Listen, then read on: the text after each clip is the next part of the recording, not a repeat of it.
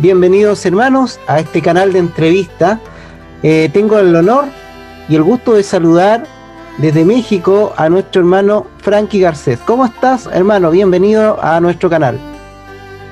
Mi hermano, muchísimas gracias por la invitación, hermano Freddy. Gracias a todos los hermanos que se van a conectar y que están conectados. Gracias por esta invitación y bueno, pues es un placer siempre compartir la palabra de Dios. Así es, pues vamos a pedir la presencia de Dios haciendo la oración que el ángel le dijo a María. Dios te salve María, llena eres de gracia, el Señor es contigo, bendita tú eres entre todas las mujeres y bendito es el fruto de tu vientre Jesús.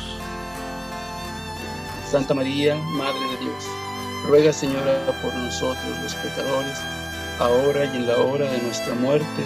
Amén. Y el Señor nos dé su Espíritu Santo para ser inspirado por este Espíritu y nuestra entrevista toque corazones. Amén. En el nombre del Padre, del Hijo, del Espíritu Santo. Muy bien, muchas gracias Frankie por haberte dado este tiempo para compartir con nosotros tus conocimientos. Hoy día vamos a hablar de la Biblia y de nuestra Madre y la Virgen. Cómo la Biblia habla al respecto de nuestra Santísima Virgen. Y es por eso que he invitado a este hermano apologista. Quiero decir antes que te puedas presentar para nosotros conocerte. Sí, mi querido hermano, mi nombre es original Francisco Garcés Mendoza, pertenezco a la diócesis de Texcoco, en las parroquias La Santísima Trinidad y Santa María de Guadalupe, dirigidas por mi párroco original, es el padre Alberto Torres, a quien le mando un gran saludo. Nosotros somos misioneros también, hemos participado en Guatemala. El año pasado estuvimos en Guatemala en una misión. Este año tendríamos que estar precisamente en estos momentos en El Salvador, pero pues lamentablemente por lo de la pandemia pues no hubo vuelos para poder viajar. Entonces el próximo año quedamos que en enero, aproximadamente el día 20, pues estaremos de misión 15 días en El Salvador, si así lo permite nuestro Señor. Y bueno, he participado también en algunos retiros en la comunidad de Iztapalapa, Estado de México, y en algunas otras como en Santa Elena, en el municipio de México también. Y en algunas partes hemos hecho transmisiones con algunos otros canales. Y ahorita estamos actualmente dando algunas clases por vía Zoom en un grupo de WhatsApp. Y también pues hacemos algunos debates, algunos diálogos con hermanos no católicos en mi canal de YouTube, Frankie Garcés Apologética, que por cierto mañana tengo un debate con un hermano adventista. Entonces pues estamos trabajando para la obra del Señor, y pues nos ponemos siempre en sus manos, todo que sea para la gloria de Él, porque Él es el Rey de Reyes y el que todo lo da, y todo lo que tenemos es gracias a nuestro Señor. Qué importante es tener un conocimiento básico para nosotros no dejarnos influir de repente por estos acosos de hermanos de otras denominaciones que nos tocan a las puertas y que muchas veces nos confunden. Y por eso, hermano, me gustaría que nos puedas aclarar o dar algunas herramientas o textos bíblicos que nos puedan fortalecer nuestro amor a la Virgen. ¿Cómo, por ejemplo, el Antiguo Testamento se refiere a la Virgen María? Claro que sí, mi hermano. Esa es una de las tantas y tantas preguntas que nos hacen los hermanos separados. Que si el Antiguo Testamento habla de la Virgen María, por supuesto. Toda la Biblia, desde Génesis hasta Apocalipsis, nos habla de la Santísima Virgen María, solamente que en el Antiguo Testamento, pues, no nos habla con el nombre claramente de María, pero sí nos da algunos rasgos que en el Nuevo Testamento se esclarecen un poco más. Por ejemplo, la primera profecía o la profecía que es en Génesis capítulo 3, verso 15. Después de la desobediencia de nuestros primeros padres, Adán y Eva, bueno, pues se suscita la primera profecía de nuestro Señor, dada a la serpiente, ¿no? Donde le dice, bueno, pues pondré enemistad entre ti y la mujer, esa mujer, obviamente, tenemos que recordar que ya Dios tenía un plan. Desde el momento en que nuestros primeros padres cometen el error de desobediencia, inmediatamente Dios, en su infinita misericordia y sabiduría, ya tenía preparado un plan para la redención del pueblo, de su creación.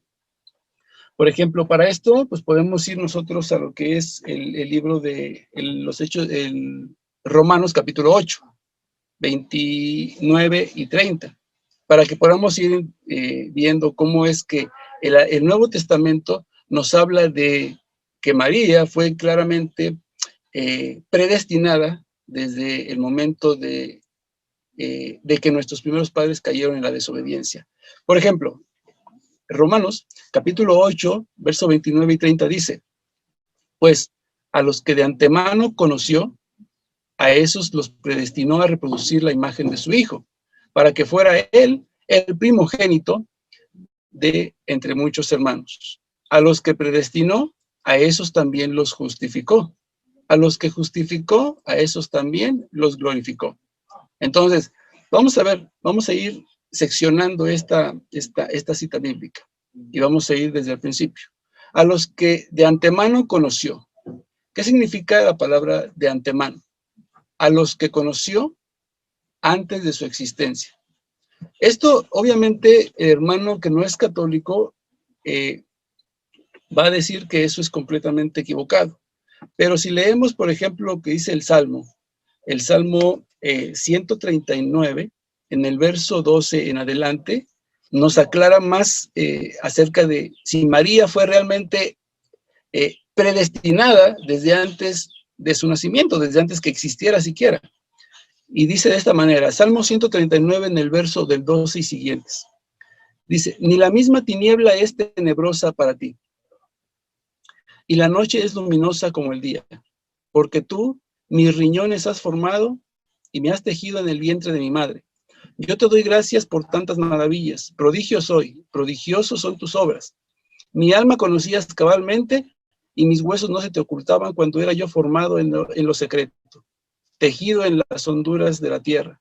Mi embrión tus ojos lo veían y en tu libro estaban ya escritos todos los días que han de ser señalados sin que aún existiera uno solo de ellos. Claramente aquí el Salmo nos habla de que el Señor ya conoce nuestros días, ya conoce nuestra misión, ya conoce cuánto tiempo vamos a vivir en este mundo, aunque no haya pasado un solo día. Entonces, el libro de Romanos nos habla de que a los que predestinó el Señor, pues a los que de antemano conoció, los predestinó a reproducir la imagen de su Hijo. Aquí la pregunta sería, bueno, ¿y María entonces fue predestinada para reproducir la imagen de su Hijo? Por supuesto, si vamos, por ejemplo, al libro de Colosenses, capítulo 1, en el verso 15, dice que Jesucristo es la imagen visible de ese Dios invisible. Por tanto, ese Hijo, esa imagen del Dios invisible, fue engendrada en el vientre de María. Por lo mismo, María ya estaba predestinada en el plan de la salvación de la humanidad. Ahora, podemos ir al segundo punto. A los que predestinó, a esos también los justificó. Recordemos que en el Antiguo Testamento, pues la palabra santo, pues no existía de gran forma porque todavía no llegaba la redención, todavía no había redención en el pueblo del Antiguo Testamento, por lo tanto todos estaban en condenación, por así decirlo. Entonces, lo más acercado a la palabra santo es la palabra justos, justificar era lo más parecido a ser santo. Entonces, a María se le atribuye la santidad, ¿por qué? Simple sentido común.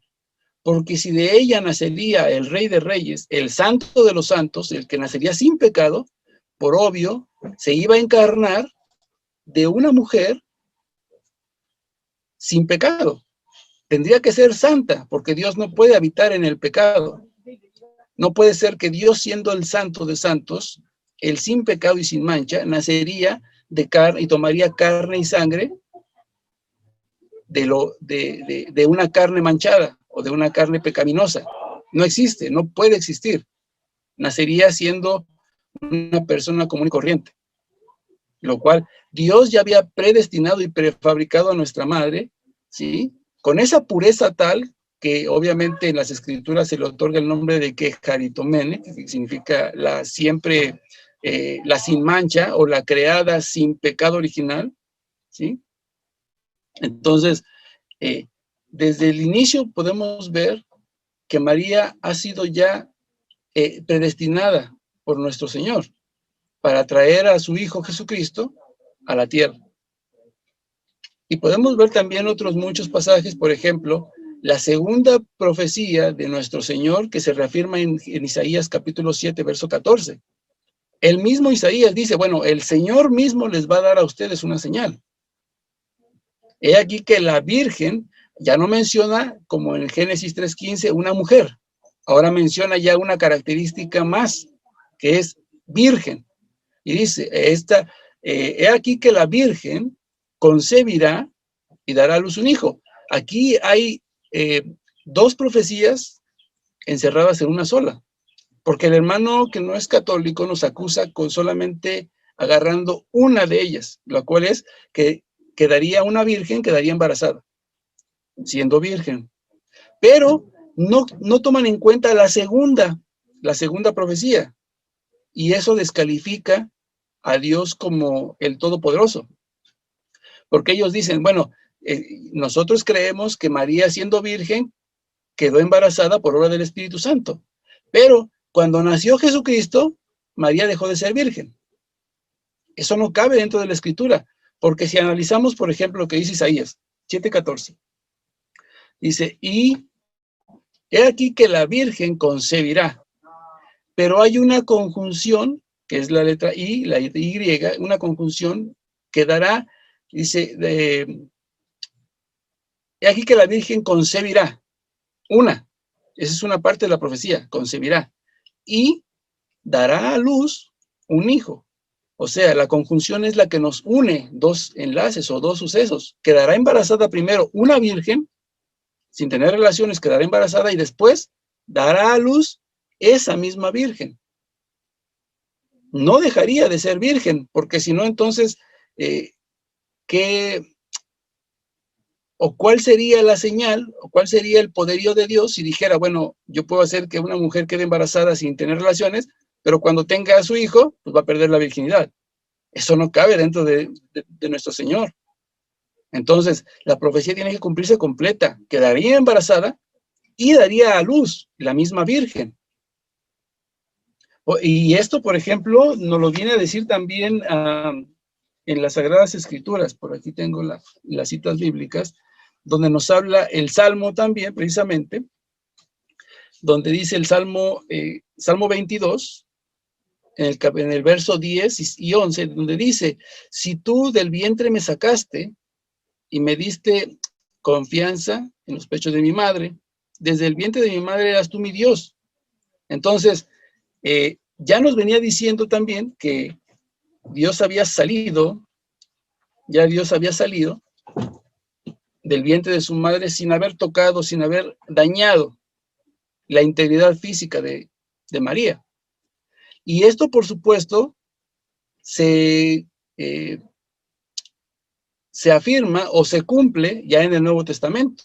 Estas profecías que fueron dadas por Dios directamente, en el Evangelio de San Mateo, capítulo 1, verso 22, que lo vamos a leer, dice claramente, verso 22, todo esto sucedió para que se cumpliese el oráculo del Señor por medio del profeta.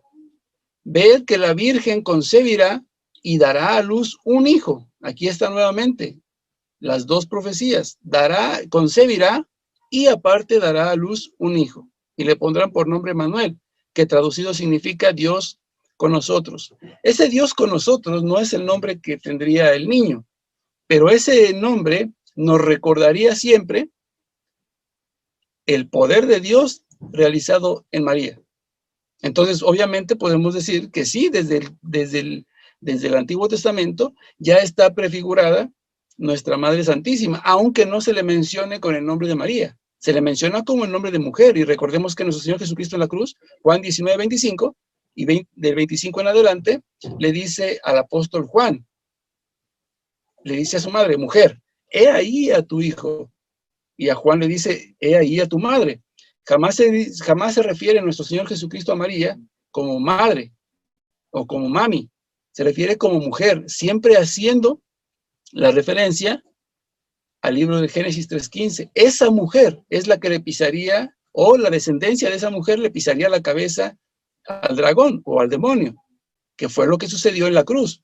Con la muerte de Jesucristo y la resurrección, en ese momento, bueno, pues nuestro Señor Jesucristo vence al demonio, vence al dragón, ¿sí? La simiente de la mujer profetizada en Isaías y en Génesis 3:15. Entonces, Sí, la pregunta es... Hay hermanos que cantan muy alegremente, la sangre de Cristo tiene poder, por ejemplo, unas canciones que incluso nuestra renovación carismática también las canta, pero si nosotros revisamos de dónde viene esa sangre viene precisamente de María. Es correcto, es correcto. El Señor toma carne y sangre de María, porque nuestro Señor, recordemos que siendo el Logos, espíritu puro, pues se vino a encarnar, como lo dice el Evangelio de San Juan, capítulo 1, verso 14. Y el Verbo se hizo carne. ¿De dónde tomó carne? Obviamente para que haya un embarazo, pues tiene que haber una semilla del Padre unida con el de la madre. En este caso, la semilla del Padre es el Espíritu Santo, bueno, baja y hace la encarnación en el vientre de María. Tuvo que haber tomado únicamente carne y sangre de su madre, de María. Y es lo que los hermanos separados, cuando nos dicen, no, es que María no es madre de Dios, María es una pecadora. Hemos escuchado, a mí me da mucha tristeza, hermano, escuchar regularmente en Facebook, pero escuchar tanta blasfemia en contra de nuestra madre. Lo que no saben ellos es que al negar a María como madre de Dios, están negando la divinidad de Jesucristo. Porque de hecho en el concilio de, ahorita recuerdo, hay 3 concilios donde se menciona, donde se reafirma lo que es la Santísima Trinidad. Pero en el primer concilio, que ahorita se los busco rápido, en el primer concilio se le da el nombre el título a María de la Madre de Dios, de la Theotokos. Y se discutía en ese concilio, se discutía si se le debía de dar el título de Theotokos o la de Christotokos. La Madre de Cristo solamente, o sea, la Madre de Cristo en la carne nada más, o la Madre de Dios. Entonces, se le otorga el título a María como la Theotokos, Madre de Dios, no porque ella haya sido la creadora de Dios, sino porque en el vientre llevaba al verdadero Dios. Quitar ese título a María de Theotokos, es decir, que María solamente dio a luz a un niño común y corriente y que después vino en él la divinidad, lo cual es completamente absurdo. De hecho, eso fue reprobado. De hecho, eso fue reprobado, esa actitud, porque se clasificó como herejía, porque Dios es verdadero Dios y verdadero hombre al mismo tiempo. La unión hipostática, que es lo que se le llama las dos naturalezas, divina y humana, que nunca la perdió. Entonces, al dar a luz María a un niño, ese niño, como dice mi hermano Frank Morera, la naturaleza de Jesús es completamente divina y la divinidad de nuestro Señor Jesucristo es completamente humana. No hay una forma de cómo entender o cómo separar esas dos naturalezas, son perfectamente unidas.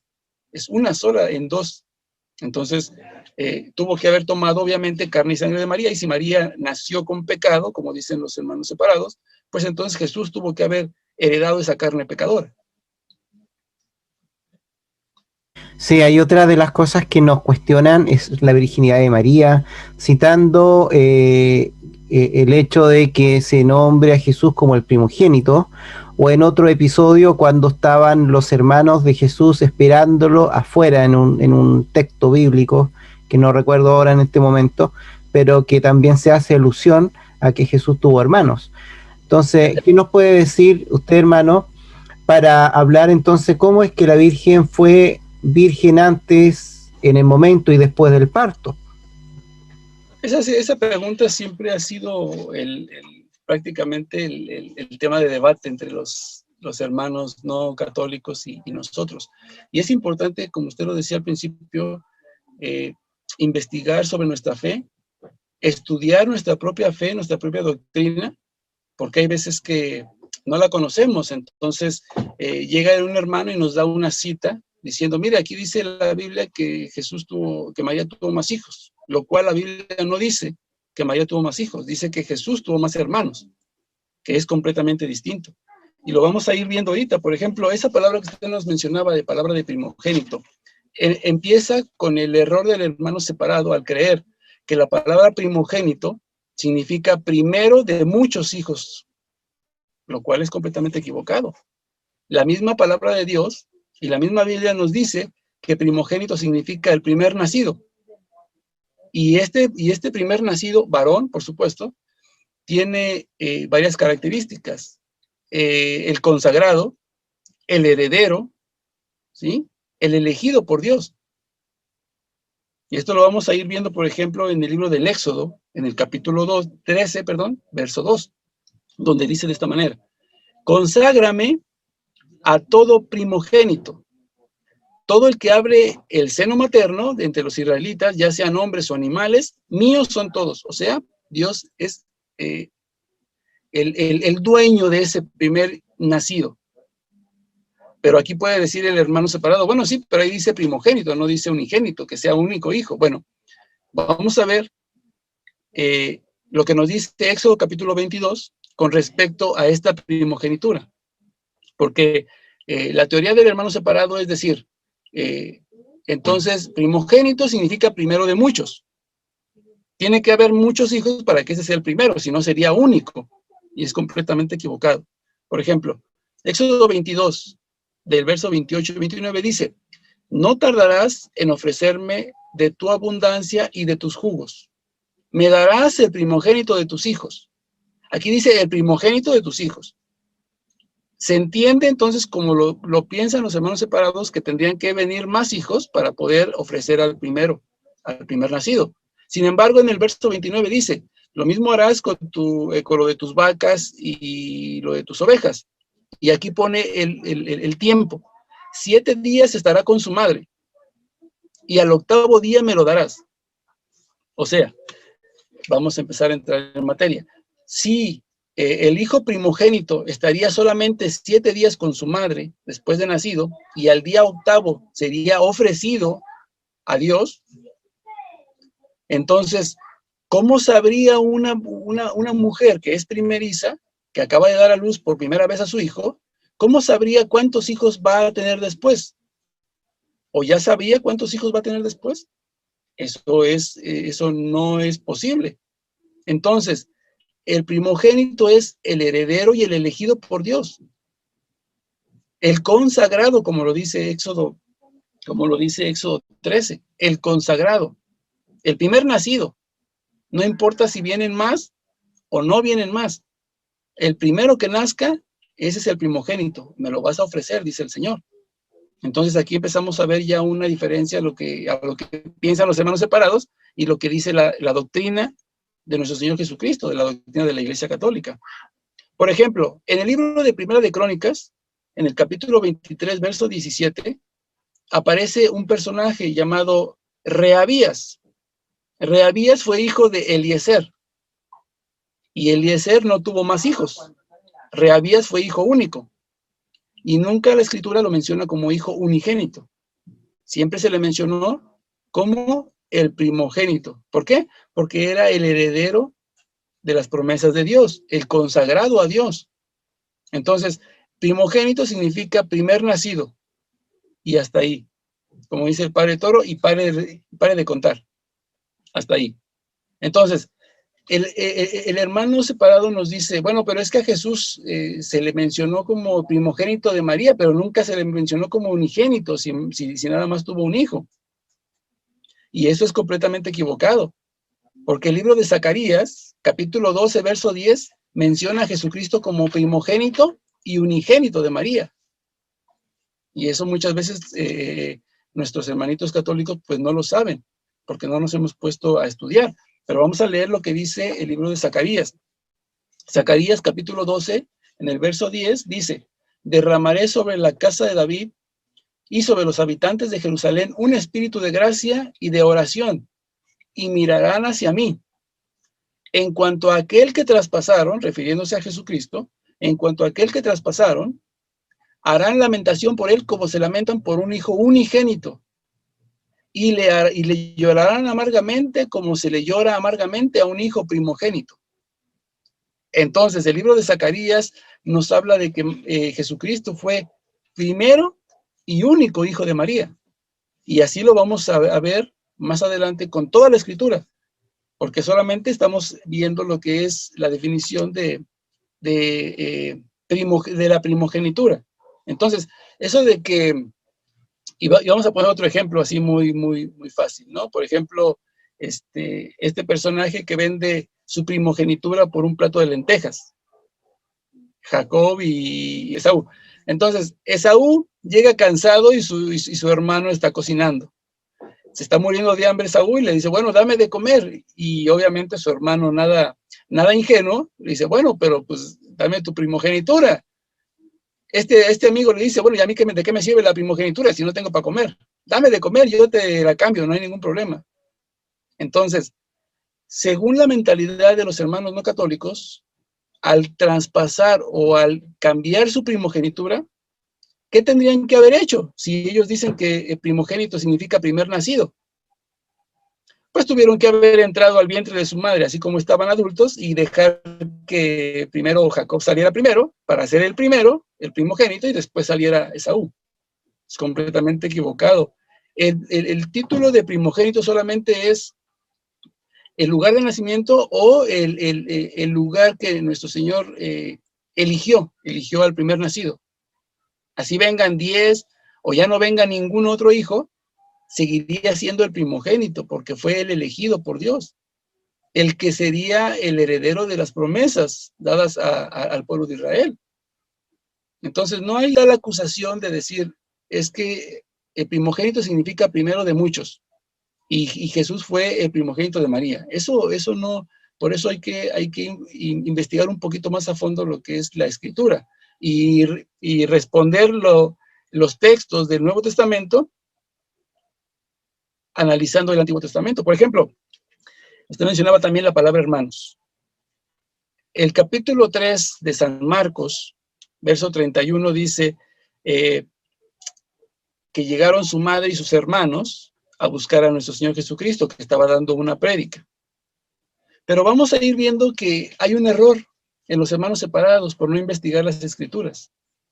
Porque según la costumbre y el modismo del lenguaje judío, esta pregunta no nos está hablando o no nos está afirmando de que María tuvo más hijos o que eran hermanos carnales de Jesús. Por ejemplo, Marcos 3:31 dice, y llegaron su madre y sus hermanos y quedándose fuera lo enviaron llamar. Estaba mucha gente a su alrededor y le dicen, oye, tu madre, tus hermanos y tus hermanas están afuera y te buscan. Y con esta cita el hermano separado dice, ya ve, aquí está, María tuvo más hijos. No, es incorrecto. Vamos a ir analizando en el Antiguo Testamento cómo es que se debe de mencionar la madre y los hermanos cuando son verdaderamente carnales. Por ejemplo, vamos a leer el Génesis en el capítulo 20, verso 12. Génesis capítulo 20, verso 12, y pongan atención a estas palabras porque de todas esas palabras tiene que ver la respuesta de nuestro Señor Jesucristo que le dice, ¿quién es mi madre y mis hermanos? Y con la pregunta que se le hace. Dice, pero es que además es cierto que es hermana mía, hija de mi padre, aunque no de mi madre, y vino a ser mi mujer. La respuesta que se da aquí, pero es que además es cierto que es hermana mía, hija de mi padre, aunque no de mi madre. Está haciendo una aclaración. Es hija de mi padre, pero no de mi madre. Sabemos claramente que Jesucristo no es hijo de José, pero sí de María. Si estos personajes hubieran sido hermanos carnales de Jesús, le hubieran dicho, oye, tu madre y los hijos de tu madre están afuera y te buscan, especificando obviamente que eran hijos de la Virgen María. Y cuando el Señor da la respuesta, cuando dice, ¿quiénes son mi madre y mis hermanos?, Él hubiera respondido tal cual se menciona aquí en Génesis 20. ¿Quiénes son mi madre y mis hermanos, hijos de mi madre? Porque Él sabía que no eran hijos, que Él no era hijo de José.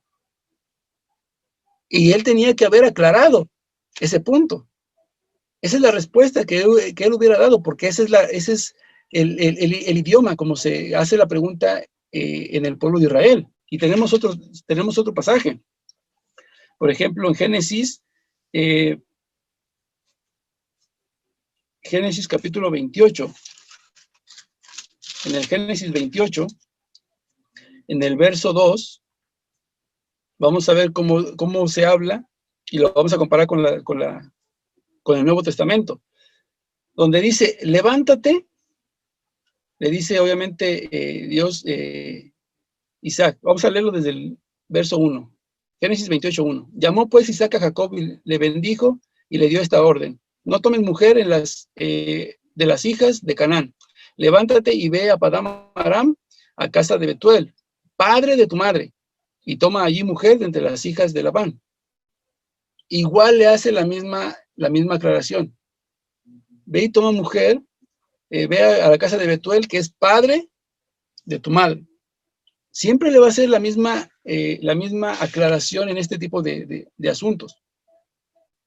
Otro pasaje en Génesis capítulo 19, verso 15, dice, al rayar el alba, los ángeles premiaron a Lot diciendo, levántate, toma a tu mujer y a tus 2 hijas, y ve a encontrarte aquí, y no vaya a ser que seas barrido por culpa de la ciudad.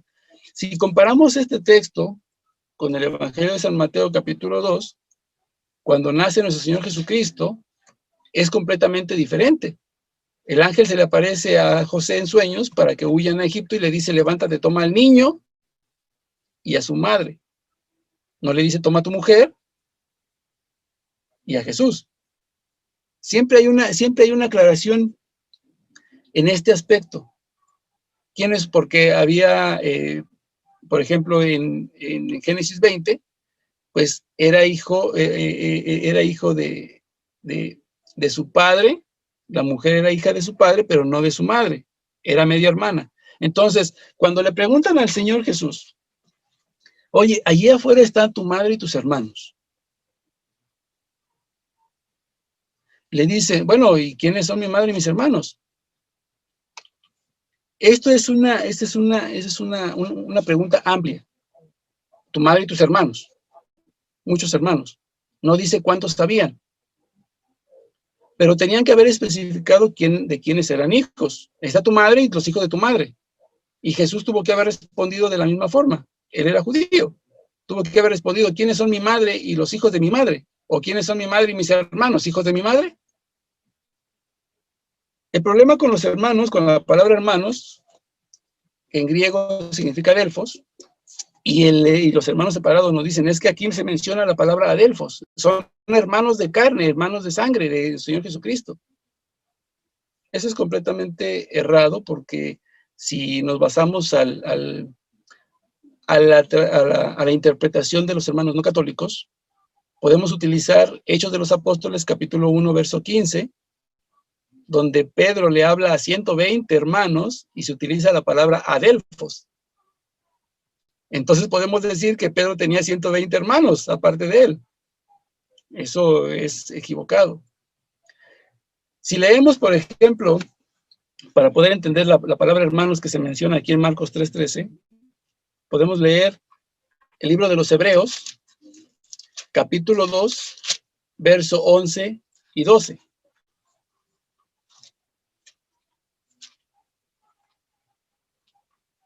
Hebreos, capítulo 2, verso 11 y 12. Para que se den cuenta a quiénes llama él hermanos, dice de esta manera.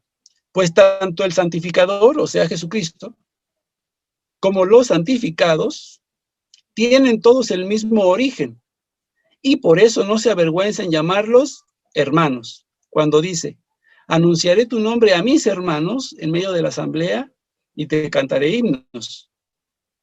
Entonces, a todos los que han sido redimidos por Cristo son hermanos de Jesús. Y todos somos redimidos por Cristo, porque Él vino a salvarnos a todos. Todos somos hermanos de Cristo. Un ejemplo más claro todavía, para que se den cuenta que la palabra hermanos no significa que son hermanos carnales, lo encontramos en el libro de San Juan. Ok, entonces en Juan 20:17, después de la resurrección de nuestro Señor Jesucristo, ese es el mejor ejemplo para demostrar que la palabra hermanos no significa hermanos carnales o que sean de sangre de nuestro Señor Jesucristo, que María haya tenido más hijos, por supuesto que no. Vamos a leer lo que dice el texto. Lo vamos a leer no desde el 17, sino lo vamos a leer desde el verso 16, cuando Jesús se le presenta a María Magdalena. Entonces Jesús le dice, María, y ella se vuelve y le dice en hebreo, Raboni, que quiere decir maestro. Entonces Jesús le dice, no me toques, porque todavía no he subido a mi Padre, pero ve y dile a mis hermanos, dile a mis hermanos, subo a mi Padre, subo a donde está mi Padre y a vuestro Padre, y a mi Dios y vuestro Dios. Entonces, voy a hacer un poquito de pausa para dejarlos así en suspenso. Si Jesús se dirige a María Magdalena obviamente siguió a nuestro Señor Jesucristo mucho tiempo, desde que la sanó o la curó de la muerte, cuando iba a ser apedreada, desde ese momento sirvió a nuestro Señor Jesucristo. Ella conocía perfectamente a nuestro Señor y sabía perfectamente de su familia, quién era su padre, quién era su madre y quiénes eran sus hermanos. La orden que le da nuestro Señor Jesucristo es clara. No me toques, pero ve y dile a mis hermanos que voy a mi Padre y al Padre de ustedes. Entonces, por el sentido común, María Magdalena tuvo que ir directamente a sus hermanos, hijos de María, y anunciarles que había resucitado el Señor y que lo había visto. Vamos a ver entonces hacia quién se dirige María Magdalena. Ella conocía perfectamente a su familia. Entonces, verso 18 de Juan capítulo 20, dice, fue María Magdalena y dijo a los discípulos que había visto al Señor y que le había dicho estas palabras. La pregunta sería entonces, ¿María Magdalena desobedeció la orden de nuestro Señor Jesucristo? ¿O los hermanos separados mienten? Estoy leyendo una Biblia de Jerusalén, pero voy a leerles el mismo texto con la Biblia Reina Valera 1960. Por si hay algún hermano separado, me dice, es que la Biblia de los católicos está adulterada y está manipulada. Bueno, vamos a leer el mismo texto, Juan 20:17, pero con la Biblia Reina Valera para ver realmente si está manipulada la Biblia de los católicos. Jesús le dijo, María. Volviéndose, ella le dijo, Raboni, que significa, o que quiere decir maestro. Jesús le dijo, no me toques porque aún no he subido a mi Padre. Mas ve y di a mis hermanos, y diles, subo a mi Padre y a vuestro Padre, y a mi Dios y a vuestro Dios. Fue entonces María Magdalena para dar a los discípulos las nuevas de que había visto al Señor y que le había dicho estas cosas. Pues lo mismo que dice la Reina Valera, lo dice la Biblia católica, entonces no puede haber una manipulación. Por tanto, no existe, dentro de las Sagradas Escrituras, no existe un texto ni implícitamente ni explícitamente claro que diga María tuvo más hijos. Todas estas son suposiciones, son conjeturas de los hermanos no católicos. Mateo 1:25, el texto que les encanta a los hermanos separados. Y lo voy a leer también de la misma Biblia Reina Valera para ir desmintiendo todo esto con la misma Biblia de los hermanos. Esa palabra es importante y cómo atacan a la iglesia, sobre todo a nuestra madre, con esa cita bíblica. Y han engañado a mucha gente con esta cita bíblica, diciendo, ahí dice que María tuvo más hijos y que tuvo relaciones con José, lo cual es completamente equivocado. En la mente del hermano separado de los protestantes solamente existe el afán, no sé cuál es el afán, cuál es ¿cómo le podemos llamar? La inquietud o la necedad de poner en la Biblia a José teniendo relaciones con María. Eso es lo que ellos atacan siempre. Que María tuvo relaciones con José, que María tuvo relaciones con José. No veo cuál es el afán de poner en la Biblia algo que no existe. Pero vamos a leer. Mateo 1:25. Y dice, pero no la conoció hasta que dio a luz a su hijo primogénito y le puso por nombre Jesús. Y con esta cita bíblica le dicen al hermano católico, ya ve, aquí dice, mire, aquí dice, y no la conoció, o sea, no tuvo relaciones con ella hasta que dio a luz a Jesús. Entonces, después de haber tenido a Jesús, sí tuvo relaciones con ella. Y mucha gente ha caído con este texto. Sin embargo, pues vamos a ir un poquito a la gramática, porque pues aquí tenemos que utilizar un poquito la gramática para poder entender esta preposición o palabra hasta, ¿sí? Entonces, la connotación de la palabra hasta, vamos a irla hablándoles un poquito de español. Y no la conoció hasta que dio a luz a su hijo primogénito. Diremos entonces que esta es una preposición o un adverbio que da solamente continuidad. No es una preposición que modifique o que cambie el contexto de la palabra. Ahorita lo vamos a ir explicando con ejemplos. Cuyo significado no cambia por más que se le añada una conjunción. La conjunción en este caso sería que, la palabra que, la conjunción que en el griego es una conjunción que es eos, ¿sí? La palabra hasta, preposición hasta, eos, y la conjunción que es ou. Y es una conjunción que nos permite enlazar solamente dos sucesos. La primera frase con la segunda. Entendemos muy bien que una conjunción es la parte de la oración que sirve para unir dos elementos, o más inclusive. Y la conjunción permite solamente enlazar oraciones y establecer una relación entre ellas. En el caso de Mateo 1:25, nos permite enlazar que José no tuvo relaciones sexuales con María y nos enlaza con el nacimiento de Cristo. No hay modificación, como dicen los hermanos separados, por dos motivos.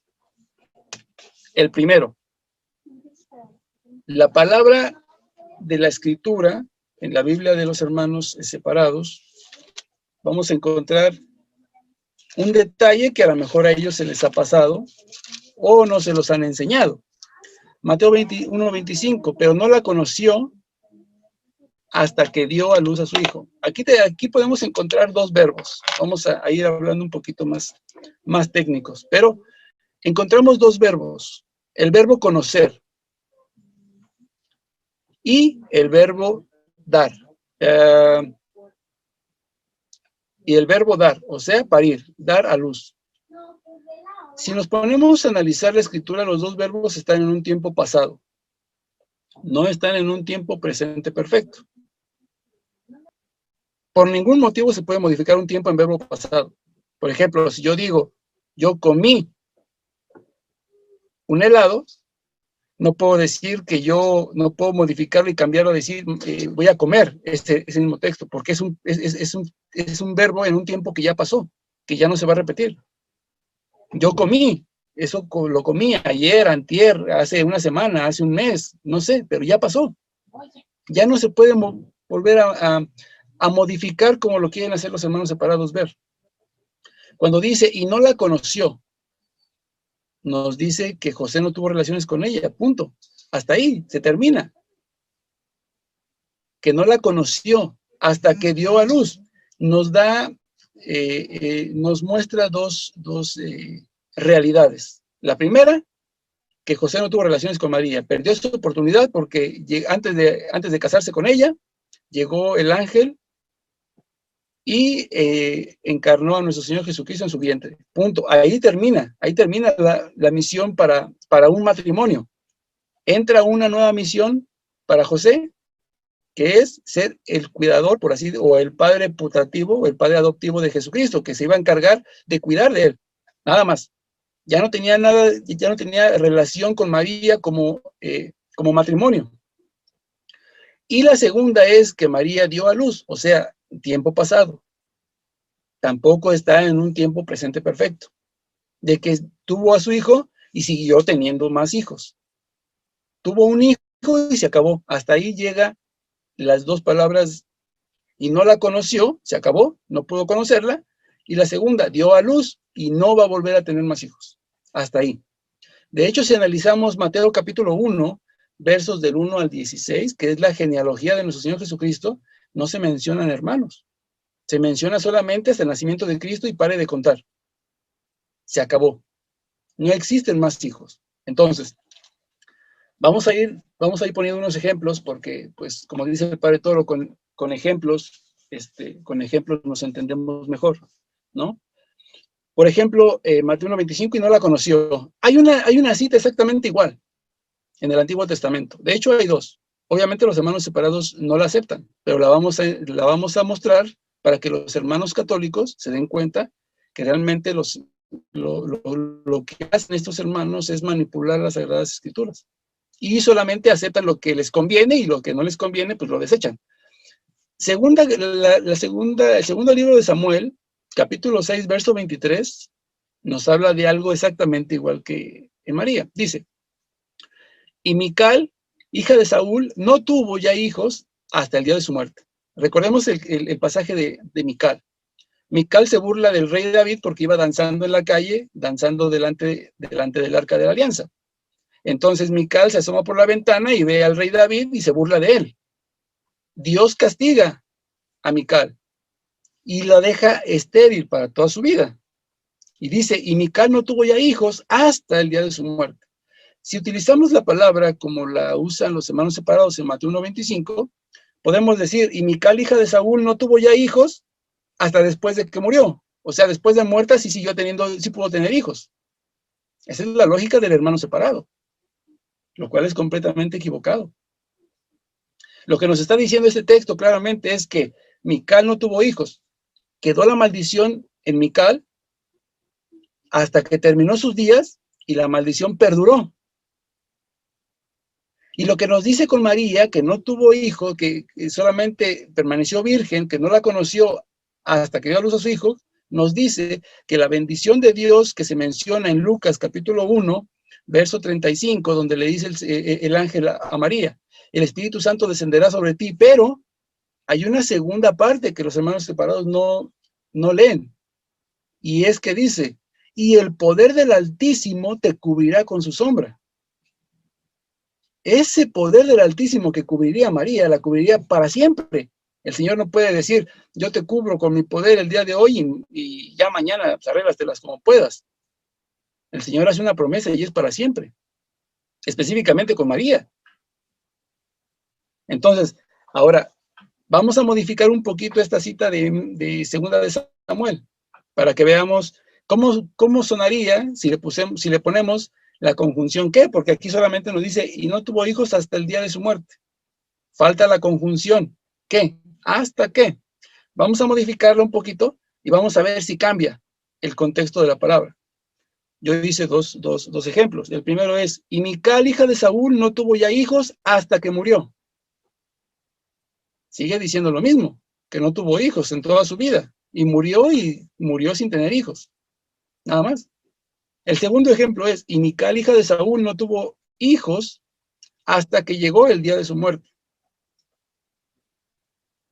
No cambia en nada el significado de hasta o hasta qué. Sigue diciendo que Mical no tuvo hijos, que fue condenado por Dios por haberse burlado del rey, porque estaba danzando para Dios, y que el castigo perduró por siempre. Y hasta ahí se terminó. No dice, después de muerta va a tener más hijos. No. Ahora, otra que es exactamente la misma, con la misma connotación de Mateo 1:25, la encontramos en Primera de Crónicas, capítulo 28, verso 20.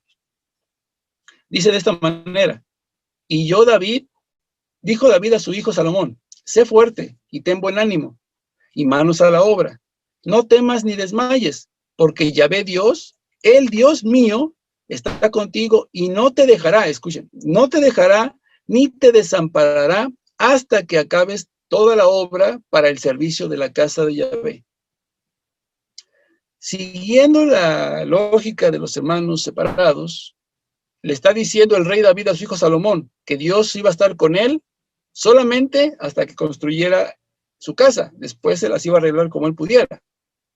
Él no te dejará ni te desamparará hasta que termines la obra para el servicio de la casa de Yahvé. Ya después, pues ahí te las arreglas como puedas, ¿no? Yo nomás voy a estar contigo un rato.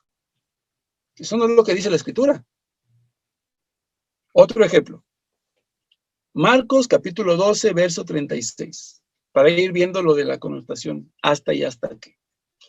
David mismo dijo, movido por el Espíritu Santo, dijo el Señor a mi Señor, siéntate a mi diestra hasta que ponga tus enemigos debajo de tus pies. Jesús le dice al Padre, siéntate hasta que ponga tus enemigos debajo de tus pies, como lo dice el apóstol Pablo. Después de que Jesús haya sometido todas las cosas a los pies del Padre, después el mismo Jesús se someterá al Padre. Pero aquí dice, siéntate a mi diestra hasta que ponga tus enemigos debajo de tus pies. Y después de que ponga los enemigos a sus pies, ¿qué va a pasar? Hay que analizar la Escritura, porque solamente tomar un texto para sacar una doctrina, como dice el Padre Toro, sacar un texto de su contexto es un pretexto. Ahora, Mateo 28, 20. Enseñándoles a guardar todo lo que yo les he mandado. Y he aquí que yo estoy con vosotros todos los días hasta el fin del mundo. Según la lógica de los hermanos separados, Dios solamente estará con nosotros hasta el fin del mundo. Después de que se acabe el mundo, pues se las arregla como puedan, ahí a ver cómo le hacen. Solamente mi tiempo es hasta que termine el mundo y se acabó. No, está diciendo que siempre estará con nosotros, pase lo que pase, llegará el fin del mundo y más allá, y el Señor siempre estará con nosotros. Eso es lo que está diciendo el Señor. Ahora, vamos a ir, por ejemplo, a un pasaje, ¿sí?, donde se van a dar cuenta ustedes la diferencia, porque aquí sí hay un cambio de estado. En Mateo 1:25, el hermano separado quiere hacer ver que hay un cambio de estado, que José va a tener relaciones con Jesús, con María, después de que haya dado a luz a su hijo Jesucristo, lo cual no lo dice la Escritura, ya lo vimos. Pero hay citas bíblicas donde sí menciona que hay un cambio posterior. Vamos a ver, por ejemplo, Levítico capítulo 25, verso 29. Ahora vamos a ir a donde sí hay un cambio de estado. Dice, si uno vendiere una vivienda en ciudad amurallada, su derecho a rescatarla durará hasta que se cumpla el año de su venta. Un año entero durará su derecho al rescate. Podemos ver aquí cómo sí menciona, el mismo contexto menciona que hay un cambio después. Si yo vendí una propiedad, mi derecho a rescatarla durará después de un año. Un año no la puedo yo rescatar. Hasta que se cumpla el año, entonces puedo volver a adquirir esa propiedad. En Mateo 1:25 no hace esta especificación. Pero ahora vamos a ver unos ejemplos donde sí hace especificaciones. Por ejemplo, Éxodo capítulo 33, verso 22 y siguientes. Esas son palabras de Dios dadas a Moisés. Al pasar mi gloria, dice, te pondré en una hendidura de la peña y te cubriré con mi mano hasta que haya pasado. Verso 23. Luego apartaré mi mano para que veas mis espaldas, pero mi rostro no se puede ver.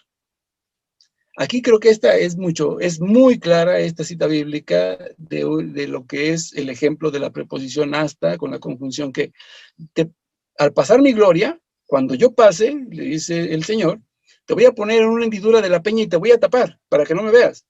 Cuando pase, dice el Señor, entonces te voy a quitar mi mano.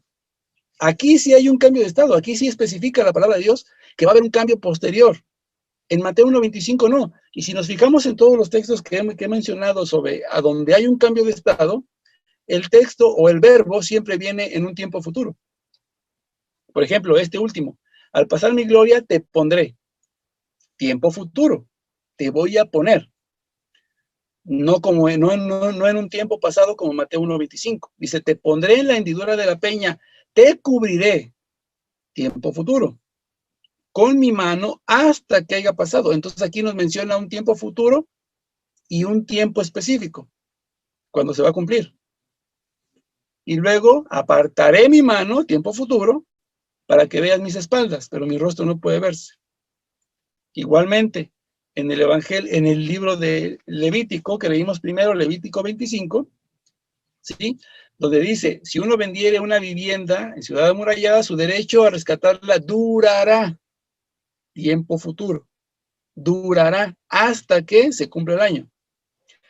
Pero en Mateo 1:25 dice, y no la conoció, tiempo pasado, hasta que dio a luz a su hijo primogénito. Dos verbos en tiempo pasado, que no son modificables. Entonces, esta teoría de los hermanos separados, pues es simplemente una teoría que ronda en sus cabecitas, porque no existen las Sagradas Escrituras.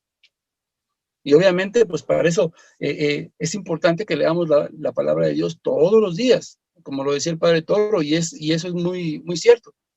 La lectura de la palabra de Dios todos los días, por lo menos 20 minutos, nos ayuda a esclarecer nuestra mente. Vamos a ponerlo de esta manera, ustedes en un vaso de vidrio transparente lo llenan voy a meter un gol con refresco de Coca-Cola, que es refresco negro, lo llenan y después vierten otro vaso con agua transparente, agua simple. ¿Qué va pasando? Se va saliendo todo lo negro hasta que queda completamente blanco el agua. Entonces, eso es lo que hace la palabra de Dios, porque nosotros estamos contaminados con el mundo, música, películas, programas, lectura y todo eso que nos contamina. Y la lectura de la Biblia precisamente nos ayuda a irnos limpiando de todo eso para prepararnos a poder discernir lo que es, cuando son cosas buenas y cuando son cosas malas. Entonces, cuando no leemos, ese es el problema que nosotros caemos. Caemos en el error de que creemos cualquier cosa. Como lo decía nuestro Señor Jesucristo. Vendrán falsos profetas, vendrán personas usurpando mi nombre, diciendo, ahí está el Mesías, y harán milagros, y engañarán a mucha gente. ¿Por qué? Porque no están preparadas. Y ese es nuestro trabajo. Enseñar a la gente a que se prepare e invitarlos a que sigan la lectura de la palabra de Dios y sobre todo que conozcan su fe verdadera. A veces nos decimos que somos cristianos, católicos, pero a veces de Dios no conocemos ni el nombre. Y entonces, gracias, Frank. Muchas gracias, mi hermano, bendiciones. Realmente fue muy, muy importante, fue una ilustración muy buena, todos estos textos bíblicos que nosotros vamos a seguir estudiando. Te invito, Frank, para que puedas cerrar con una oración. Claro que sí, mi hermano, muchísimas gracias. Vamos a ponernos a la presencia de Dios en nombre del Padre, del Hijo y del Espíritu Santo. Padre amado, esta tarde te damos gracias por habernos permitido compartir tu palabra con mis hermanos, para haber compartido lo que nos has regalado a cada uno de nosotros y nos has abierto nuestros corazones, nuestras mentes, y que ojalá que a partir de este día, Señor, nos comprometamos más a amarte, a respetarte, a bendecirte, a honrarte y glorificarte como te mereces, porque muchas veces solamente decimos creer en ti, pero verdaderamente con nuestros actos hacemos todo lo contrario. Padre Santo, te agradezco en esta tarde y te pido que bendigas este ministerio, a mi hermano y a todos los hermanos que están viendo esa transmisión y que se van a conectar, para que nos ayudes en el ministerio, nos des fuerza para seguir adelante. Vienen tribulaciones, vienen problemas, vienen angustias, vienen peligros tal vez, pero sabemos que agarrados de tu mano, siempre la victoria estará con nosotros. Amén. En el nombre del Padre, del Hijo y del Espíritu Santo. Amén. Muchas gracias, hermano. Bendiciones, un abrazo. Dios lo bendiga, hermano. Muchas gracias.